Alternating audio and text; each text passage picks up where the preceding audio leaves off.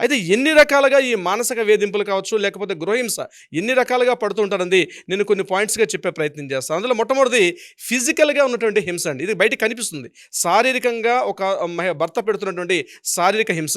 అంటే ఫిజికల్‌గా కొడుతూ ఉంటాడు, ఫిజికల్‌గా తంతూ ఉంటాడు, ఫిజికల్‌గా శరీరాన్ని గాయపరుస్తూ ఉంటాడు. కొన్ని సందర్భాల్లో ఆమెను కాలుస్తూ కూడా ఉంటాడు. అంటే బాగా వేడిగా ఉన్న వస్తువులు తీసుకొచ్చి ఆమె యొక్క ప్రైవేట్ పార్ట్స్ దగ్గరికి వెళ్లి ఆమెను కాలుస్తూ ఉంటాడు. కొన్ని సందర్భాల్లో చూపించుకోలేదు, చెప్పుకోలేదు. నేను చెప్పినట్టుగా నువ్వు చేయకపోతే ఆమెను భయపెట్టి ఆమెను ఫిజికల్‌గా హింసిస్తూ ఉంటాడు. ఫిజికల్ టార్చర్ అనమాట అది. ఇంతే కాకుండా ఆమె యొక్క ప్రైవేట్ పార్ట్స్ మీద రకరకాల యాసిడ్స్ పోయడానికని రకరకాలుగా వెళ్తారు. బయటకి కనబడది.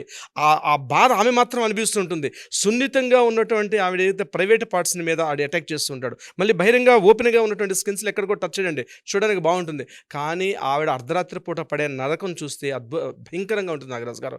శారీరకంగా పెడుతున్న బాధలు. ఇంతే కాకుండా కొంతమంది బయటికి బాగానే ఉంటారు. కొంత హెల్త్ ఇష్యూస్ బావుంటాయి. మెడికల్‌గా కూడా సపోర్ట్ చేయడు. అంటే వైద్య సదుపాయం కూడా ప్రొవైడ్ చేయడు కొన్ని సందర్భాల్లో.